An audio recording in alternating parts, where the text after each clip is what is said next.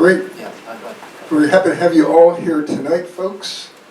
So we've got a panel here, and just want to give some brief introductions about everybody. Our first, from going from left to right, we have Tom Coughlin. He's a longtime member of IEEE and is on the IEEE Consultants Network Board of Directors, and also currently IEEE-USA President. And he and I are fellow consultants doing a lot of data storage technology consulting. And yep, and you got me into Milestones. And I've been kicking those around ever since. Right, back in 2010. So yeah, a lot of stuff. Good friend. Russ Harrison, who came out here from Washington, D.C. He's the Director of Government Relations for IEEE-USA. And he's, over his 17-year career, he's represented IEEE members on dozens of policy issues, including autonomous vehicles, AI federal research funding, employment law, export control, and immigration. He's also directly engaging with policymakers back in D.C. Our next speaker we have here is Chris Schaefer. Chris is an attorney specializing in employment law. He'll be doing a lot of the talking tonight and hopefully helping us get through all the issues with regard to AB 5, because there's a lot of issues. He'll tell you about how it's such a poorly written bill, and there's many ramifications of that fact alone. it's poorly written, that's why I'm not going to cover all of the issues. Right.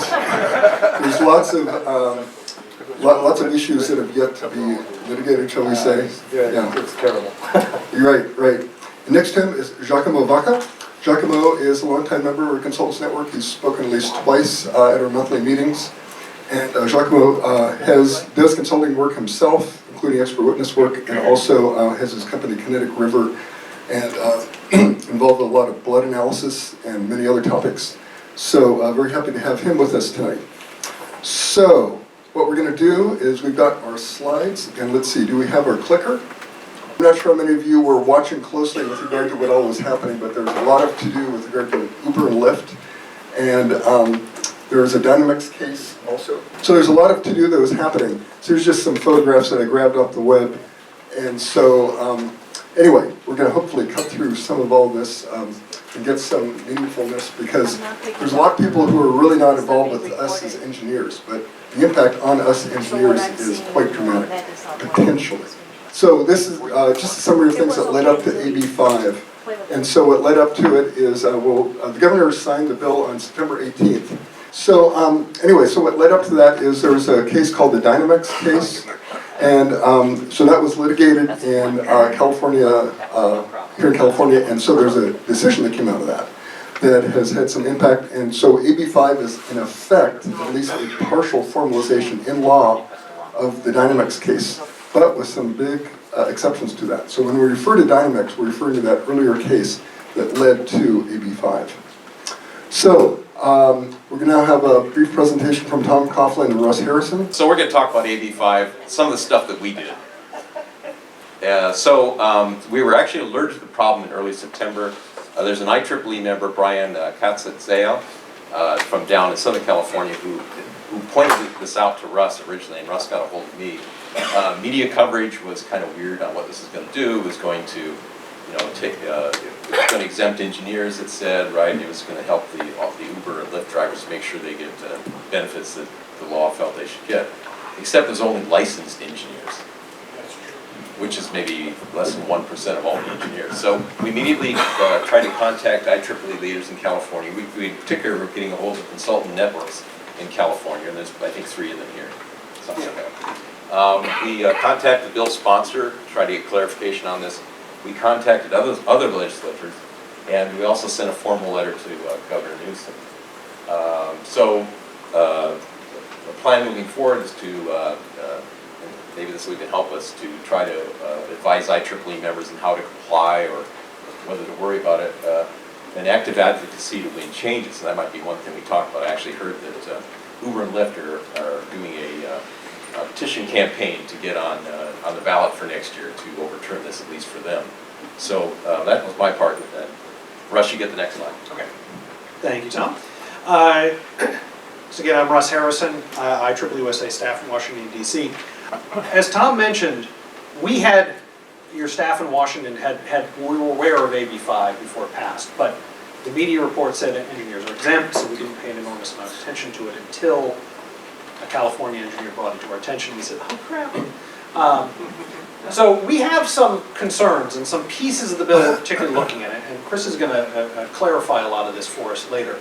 But it seems to us that the primary way that consultants in California need to deal with the bill is by becoming a business, is to wrap some legal structure around your consulting work. But the rules are kind of vague and kind of complicated, and it's not clear exactly if that will always work and when it'll work and how it'll work. And so those rules are important, and how the law is implemented is important, because the text of the law doesn't help us as much as you might think. How the state will implement the law is important as well. Now, AB 5 is based on similar, not nearly identical, but similar language in Massachusetts, New Jersey, and Connecticut. And I've talked to some of the folks in those three states. And for example, in Massachusetts, their bill, the state has taken the position that the bill exists to protect workers. And so if a worker and a company enter into an agreement where both of them are happy, they don't care. The state doesn't care. The state exists, the law exists to protect the worker. If the worker says, I like this arrangement, the state's generally happy with it. It's not at all clear that's how California is going to do it, and so those are the kind of things we're looking at. Well, how is the state going to deal with this? There's an interesting quirk in the law, which is to be a consultant you have to do certain things. More accurately, you have to be doing certain things, like you have to have multiple clients. Okay, what if you're not a consultant yet? Do you have to get 2 clients on the same day? Typically, courts deal with situations like this with the assumption that the legislators meant to allow people to do this, and therefore it must be possible. But they don't have to do that. And the courts don't always have to be reasonable. And so you may be the last of your breed in California, you never know. It is California. Speaking of which, this is what I'm particularly concerned about. I had some conversations with some of the big tech companies about this, and they didn't care. They were pretty much indifferent, so it's not going to affect us at all. And that bothers me, because it's going to affect those of you who work for the tech companies. And if it's not affecting the tech companies, how are they planning on dealing with it? For example, are they simply going to hire fewer consultants?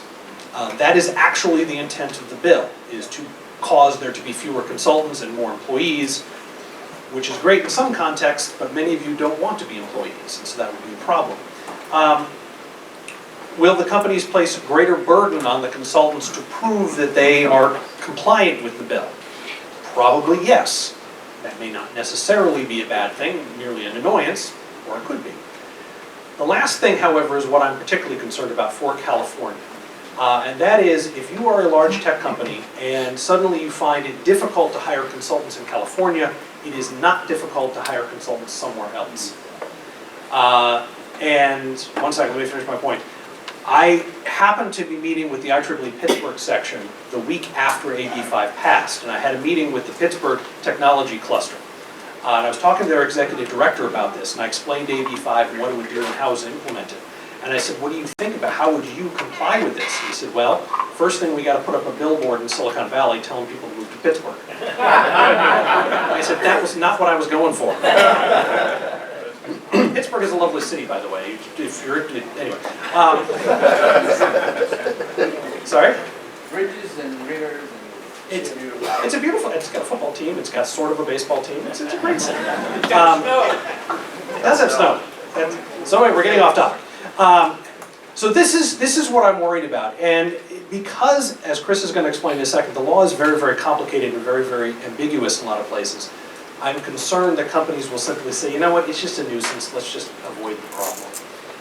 And there's a way to do that. Smaller companies, mid-sized companies, not so much, but the big guys certainly have a way out. Sir? Hi, Dave Snyder, and the last couple of years I found the big companies, Google, Yahoo, before it became Verizon, are using staffing agencies, and Kaiser's using staffing agencies. All sorts of large organizations just punt this issue by saying, oh, we want someone for 3 months, we want someone from 6 months. staffing agency goes out and beats the bushes, finds somebody, and they become a W-2 of the staffing agency for some limited amount of time, no benefits, and that's how it's handled. And an interesting question is, how does this law affect staffing companies? And Well, Chris they're might have- employees. Are they? They hire you as a W-2 employee. Are you sure that's what they are? Yes. I've been doing it for the last No, couple of Here's years. under this law, here's what you gotta look at. If the person that was hired by the staffing company is controlled by the other company, maybe they're not. If the other company is saying when you work, how you work, and you're not allowed to work for anybody else, maybe you're not a consultant anymore. Maybe you don't work for the staffing agency. The point here is, Good point. this complicates it. And I don't know that's true, but it might be. Over 10 years ago, I had a job that was a 1099, but in reality, it was a W-2. I bit the bullet, took the job because I had no choice. Take it or leave it. And I'm just gonna say, even before Uber and Lyft came on board, I'm sure there's a lot of people in this room who were duped into taking a job that was a 1099. But in actuality, you're working at the company, company time, company laptop, all that stuff. And then, you know, come tax time, you know, you gotta pay your taxes. And that's a bit egregious, I think. Yeah, and AB 5, I think, will help with that. The really bad cases it should help with. It's, the folks I'm worried about are the folks who don't want to be employees, that are professional consultants, which California have a lot of and are really good at. But yeah, kind of the entry-level consultant where a company is kind of test driving you, that's, AB 5 law should help with that. Over half of what you call companies for this group are law firms. You have to say, what does AB 5 do when you're working for a law firm? In what capacity are you? We will get to that. If you refer to expert witness, we'll be getting to that. And they're actually a very good stance of being truly independent and doing nothing like what the company that they're hiring is doing. So. Good question, though. And there's going to be a million of these little, but what about? First of all, is there a distinction under AB5 between contractors and consultants? As an example, my wife has a translation company.